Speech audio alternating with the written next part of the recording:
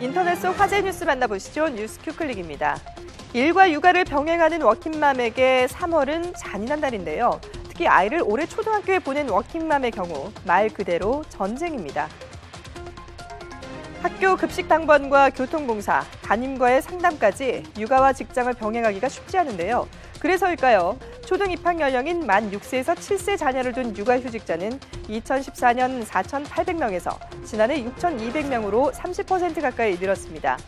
실제로 한국은 여성이 일하기 가장 힘든 나라로 꼽힙니다. OECD와 한국노동연구원에 따르면 14세 이하 자녀를 둔 기혼 여성의 고용률은 60%로 관련 통계가 있는 OECD 27개 국가 중 20위고요. 특히 만 3세에서 5세 자녀를 둔 여성의 고용률은 꼴찌를 기록했습니다. 또 우리나라 여성의 경제활동 참가율이 전반적으로 높아졌다고 하지만 직장 내 유리천장은 여전히 두껍습니다. 이코노미스트가 발표한 유리천장 지수에서도 우리나라는 25점으로 OECD 조사 대상 29개국 가운데 최하위였습니다. 실제 한국의 500대 기업 임원 가운데 여성은 2.3%에 불과하고요. 여성 임원이 아예 없는 기업도 238곳이나 됩니다.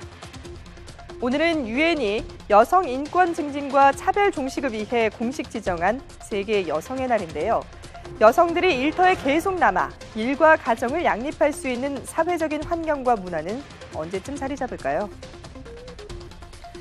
배달 음식 1위 치킨이죠. 치느님, 치맥 같은 단어들이 떠오를 법하지만 SNS상에서 치킨이 언급될 때 연관 검색어로 따라오는 단어는 바로 행복입니다. 빅데이터 분석업체 다음소프트가 지난 2011년부터 최근까지 SNS에서 언급된 치킨과 행복이란 단어를 분석해봤더니 희한하게도 치킨에 대한 언급량이 늘어날 때 행복하다, 기쁘다, 사랑한다, 즐겁다처럼 행복 관련 감성어의 언급도 늘어났습니다. 여기에 착안해 개발한 게 바로 치킨 지수인데요. 치킨에 대한 언급량이 늘면 행복 언급량이 함께 늘듯 치킨에 대한 언급은 행복에 영향을 주는 날씨나 경제 변수와도 상관관계를 보였습니다.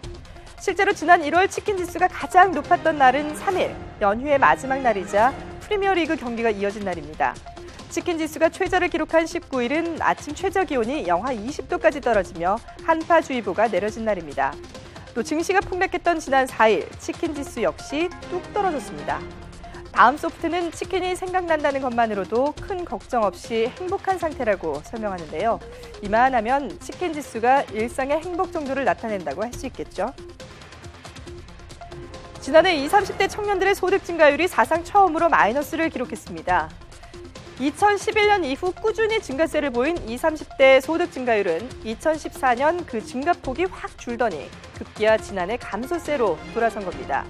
하지만 나머지 연령대 가구의 소득은 모두 증가세를 보이면서 청년층과 중장년층 가구의 소득 격차는 갈수록 커지고 있는데요. 20, 30대 가계 소득 감소의 주 원인으로는 청년 실업을 꼽을 수 있습니다.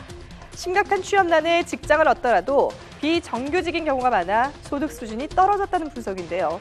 소득 감소는 당연히 지출 감소로 이어지고 있습니다. 팍팍한 경제 사정, 그런데 우리나라만의 얘기는 아닙니다. 미국판 3포 세대라고 불리는 밀레니얼 세대, 1980년대 이후 출생한 젊은 층의 내 집 소유율도 10년 새 7%포인트나 떨어졌다고 하는데요. 역시 이유는 학자금 대출과 고용난 등으로 주머니 사정이 어려워진 탓입니다. 누리꾼들의 반응 한번 살펴보죠. 댓글 보겠습니다. 미국은 3포지만 한국은 N포 세대, 차원이 다릅니다. 일자리 구하기 너무 힘드네요. 비정규직은 사람 취급도 안 해주고. 한국 전체 남자 인구 중 20% 정도 집이 있다는데 대출이겠죠? 라는 댓글들이 이어졌습니다. 조금이라도 나은 삶을 향해 딛고 올라갈 사다리가 부러졌다고 한숨 짓는 청년 세대. 이러다가 대한민국 역사상 부모보다 가난한 첫 세대가 되는 게 아니냐는 불안감도 커지고 있습니다. 지금까지 뉴스큐 클릭이었습니다.